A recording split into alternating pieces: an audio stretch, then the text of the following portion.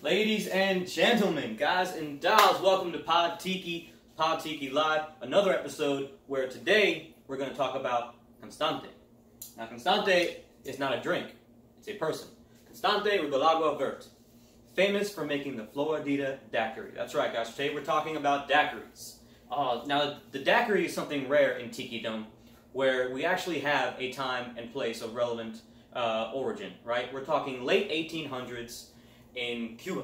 The daiquiri is a truly Cuban creation. Now, you could say what Jeff Beach Bomberry calls the holy trinity of Caribbean drinks, lime, rum, and sugar. That could have been added together across the Caribbean and across the world for ages. And we're not going to argue semantics and logistics on origin. We're going to skip ahead to the 1940s when Constante was the head cantinero and then eventually the owner at Bar La Florida, better known as La Floridita, in Habana Vieja, Havana, Cuba. Now, there was another famous person that helped Constante make the daiquiri well known across the world, and that was a little author by the name of Ernest Hemingway. That's right, Ernest Hemingway was the only person that Constante allowed to tweak his recipes. Ernest liked them extra rum, not as sweet. And we're going to get into the Ernest Hemingway daiquiri later. Today we're going to focus on Constante's recipes himself.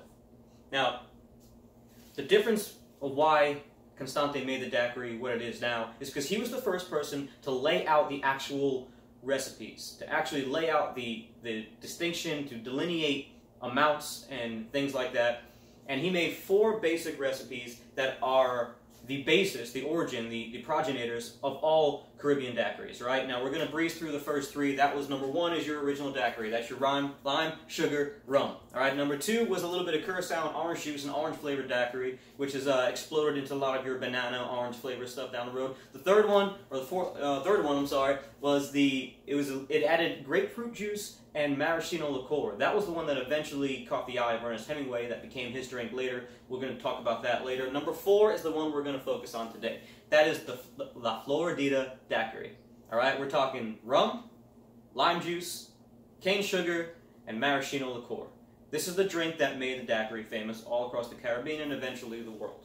Now, let's go to the ingredients. All right, we're going to start off, of course, with the rum. Now, I try to get as close to original recipes as I can. I just used up the last of my Havana Club Tres Años from Cuba, so don't have any more of that left. If you can get your hands on it, that would be obviously the best. That's the one that they use down in Cuba. Political leanings aside, you've heard me say this before, Cuba makes the best rum, especially the best white rum. Now, the next facsimile I can find is the Havana Club from Puerto Rico. All right? This is the original Archibala recipe of Havana Club that that family was forced to flee during the revolution in Cuba, and then eventually Bacardi bought out the name, but this is the recipe now made in Puerto Rico. Okay, so it's still from the Caribbean. It's not going to be the 3-year aged flavor you have with the Havana Club from Cuba, but it's a pretty close facsimile. Now you might be saying, well, that's just a regular light rum, flavorful as it may be. What about some other stuff that maybe is a little more flavor to it? Look, you use your favorite recipe or your favorite rum in this recipe. Plantation 3-Star makes a great rum. El Dorado White is a great rum. Brugal if you want some Dominican rum. But I try to get as close to the original recipes as I can, and that's why I'm going to use this Havana Club, because it's still got a lot of flavor to it, still got a lot of sweetness to it, but it's light enough to not mess up the other flavors in the drink. Now, Constante was so adamant about his recipes that he actually grew his own lime gardens. This way he can pick his limes when they were at perfect ripeness and perfect flavor profile. Now, I don't go that deep in making my drinks, but I can assure you that I pre-squeezed this fresh lime juice that I foraged from the finest of Publix grocery sections, produce sections. Sugar, we're going to use raw cane sugar in this one, all right? I love any kind of raw cane sugar you find in your baking aisle, just as long as it's raw cane sugar. Doesn't matter where it comes from. I like to try to get it from Mexico or the Caribbean or Florida, so it's a little bit more, authentic to the recipe. You can use simple syrup if you'd like to. Nothing wrong with that. I just like to use the sugar because just to try to keep it as close to his recipe the way he would have done it, and that's how I've seen them do it in Havana as well. The maraschino liqueur, we're going to go with Luxardo. Luxardo is the classic. This is the one you're going to see in all your bars. They make a lot of the. They've been making cocktail mixers and liqueurs since since Tiki started, back before Tiki started. So we're going to use them. All right. Now you see a blender up here. and you're thinking, well, what are we making? Are we making boat drinks over here? No, we're not making boat drinks over here. The daiquiri is one of those recipes where the frozen variety was actually the original. So listen, hear me out here. Back in the day, of course, before they had commercial ice and commercial electric ice mixers, they would use shaved ice or crushed ice. The original recipe would be something like a snow cone style shaved ice with the daiquiri poured over it, or just a bunch of really finely crushed ice, kind of swizzled like a swizzle. So that would become more of a slushy type thing. And then eventually, Constante made the daiquiri famous, his frozen daiquiri famous, with the advent of the electric mixer. Blender. I'm sorry, I don't know why I lost that word. So today, I recommend using a NutriBullet if you can get your hands on one. There's plenty of great mixers out there. Your regular $20 mixer from Target is probably not going to cut it the way that the drink's supposed to be made, but this thing will chop ice I was just going to curse right there. I'm trying not to. This thing will chop ice like a mofo. So this is what we're going to use today. It gets the really snowy consistency you want. Now, it's not going to stay frozen the whole time like a frozen daiquiri or a pina colada on a cruise ship. That's not how this is meant to be. Those are the fake ones. This, a real frozen daiquiri, it's going to start out frozen and it's going to slowly melt, and the melting is what you're going to be sipping on. It's it really, you can make this as a cocktail with no ice, and it's going to be a little bit more pungent, a little bit more flavorful, more like a cocktail.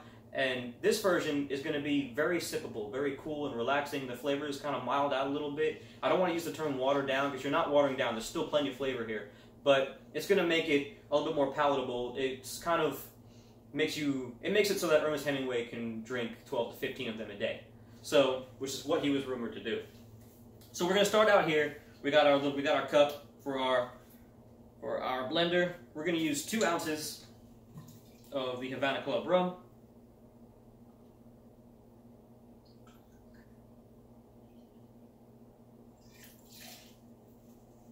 To 1 ounce of lime juice.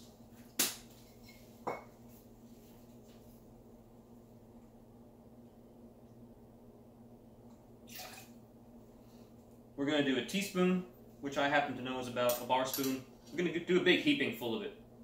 All right? About a teaspoon of that. Now, before you stick it in the blender, just give it a little swirl, kind of dilute it a little bit. All right? You don't want to have, especially if you're making it as a cocktail and not a frozen drink, you want to make sure that you dilute the sugar. Otherwise, when you strain it, you'll get all the sugar sediment at the bottom of the glass. And it's not going to be the consistent flavor you want all throughout. Then we're going to do about a 1/4 ounce of maraschino liqueur. I like to go a little bit less because it's a bit sweet for me. 1/4 ounce if you're going by Constante's recipe. I'll do a little bit less because I just want a dollop in there. Well, probably more than a dollop. I have big dollops. So, big old dollops. All right. Then we're going to do a cup of crushed ice, which I have pre-crushed here in my Lewis bag.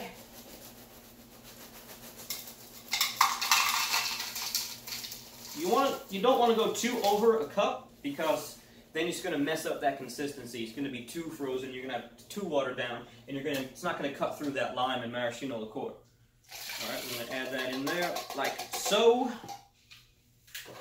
Screw on our handy-dandy little chopper blades here. And now we pray that this thing works with audio on video on my phone here. Ready? There you go. It's a beautiful sight. It's almost milky and frothy in there. It's not going to be like that when you take it out, but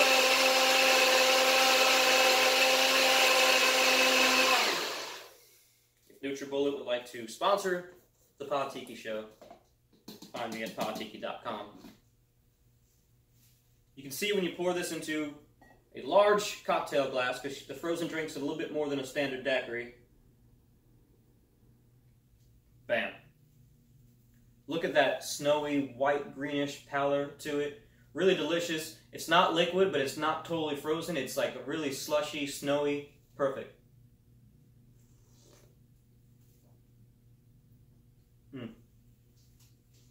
It's the sweetness from the maraschino liqueur and a little bit of sugar, but then it's offset by the tartness of the lime, and it really mellows that out and makes a very, very consistent, refreshing drink. I'm not going to lie to you guys, it's like 11 o'clock in the morning here where I'm recording this, and I'm going to go sit in the patio and have my 11s because this is too damn refreshing to just toss aside. Mm. The rum also comes through really well. Like I said, if you like a more pungent rum, you can go with a Plantation 3-Star or something like that. But or even, ooh, I bet a Clement Calm Bleu, like rum agricole, would taste really good in there to offset that. I might try that next.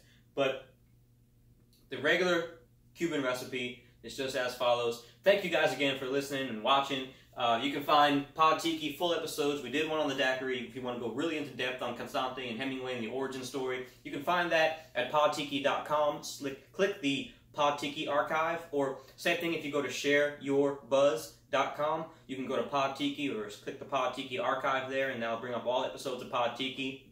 Follow pod_tiki on Instagram. Also follow me at rum_poet on Instagram. And thank you guys so much. If you have any ideas, please comment and spread the word for Pod Tiki. And